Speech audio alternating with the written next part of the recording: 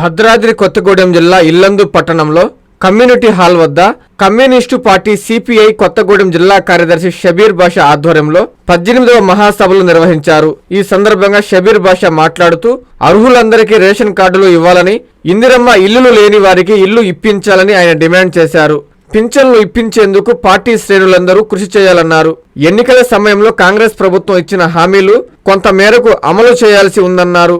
అలాగే ఇల్లందు నియోజకవర్గానికి సీతారామ ప్రాజెక్టు పాత డిజైన్ ప్రకారం 25,000 ఎకరాలకు సాగునీరు అందించేలా కృషి చేయాలని తెలిపారు. ఈ కార్యక్రమానికి సిపిఐ నాయకులు, కార్యకర్తలు, అభిమానులు, స్థానికులు పాల్గొన్నారు.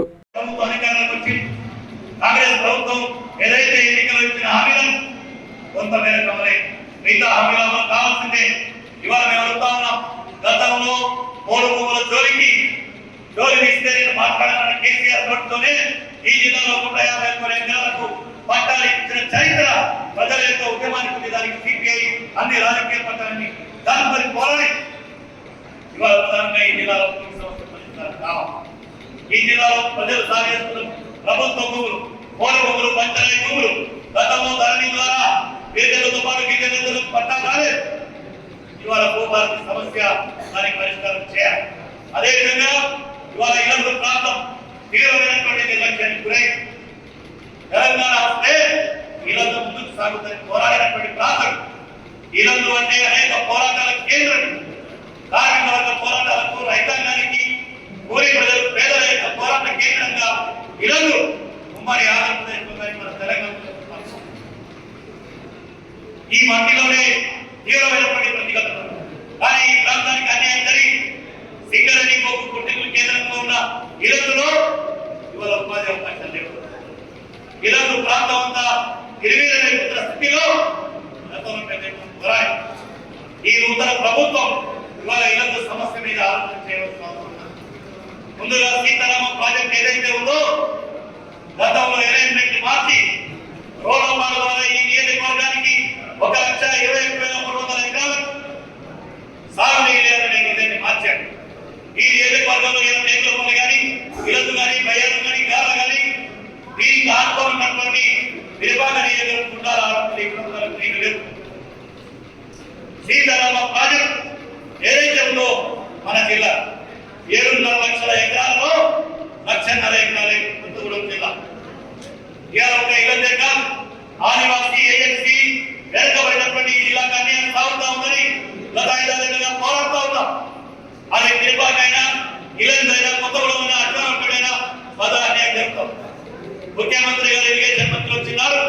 సిపిఐ రాష్ట్ర కార్యదర్శి శాసనసభ్యులు రాష్ట్రాల ద్వారా వాళ్ళు తీసుకెళ్ళి 1,000 కోట్ల రూపాయలు డిస్ట్రిబ్యూటింగ్ కెనాల్స్కి మంజూరు చేశారు.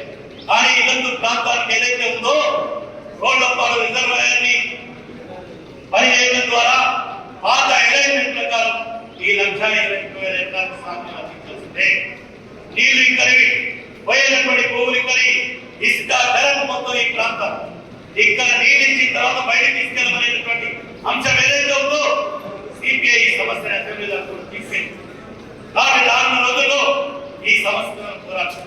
ఇవాళ ఇల్లందు మొత్తం కూడా శ్రీవాసతుల ప్రాంతమే. మళ్ళీ ఇక్కడ ఇంకొక ఓసీ అన్న భూగర్భ బొగ్గుగా కావాలని పోరాడతాం. చివరికి ఈ ఓసీ వస్తాం. ఆ ఓసీ ఏదైతే నివాస ప్రాంతాలు ఉన్నాయో అనేక ఏళ్ళ నుంచి ప్రజలు బతుకుతాం.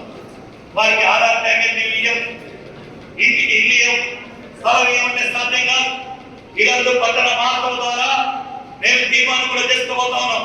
ఖచ్చితంగా ఎక్కడైతే ఓపెన్ కాస్ట్ వస్తా ఉందో ఆ ఓపెన్ కాస్ట్ ప్రభావిత ప్రాంతంలో నివాసం ఉంటున్న వాళ్ళు కోటర్లో ఉంటారా, ప్రైవేట్ సంబంధం లేదు, వాళ్ళందరికీ ఆధార్ ప్యాకేజీ ఇవ్వాలి, ఇంటికి స్థలం ఇవ్వాలి, వాళ్ళకి ఇల్లు అందించాలి, రానున్న ఓసీలో ఉపాధి కల్పించాలి.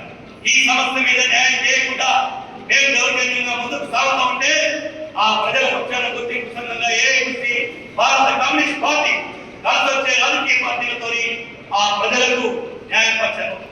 మన ఊరిలో కంచి కామాక్షి మహిళలకు ప్రత్యేక వస్త్రాలయం, శుభలగ్నాలకు, శుభకార్యాలకు పట్టు సాష్టాంగ నమస్కారం. నవ్యత, నాణ్యత, పట్టు పోగుల సౌందర్య కిరీటాలు కంచి కామాక్షి. కంచి పట్టు, కల్పవృక్ష పట్టు, Kanchi Kanakavarsha, Kanchi Kadambari, Kanchi tissue, Kanchi light weight పట్టు, ఇక్కత్ పట్టు, ధర్మవరం పట్టు చీరలు 100% నమ్మకం, ఖచ్చితమైన తగ్గింపు. ఇంతేకాదు అందమైన యువతులకు lehengas, ghagras, half sarees, western wear డ్రెస్సులు సరికొత్త మోడల్స్ లో మీకు అందిస్తుంది మీ కంచి కామాక్షి మహిళలకు ప్రత్యేక వస్త్రాలయం, మాగుంట లేఅవుట్, నెల్లూరు.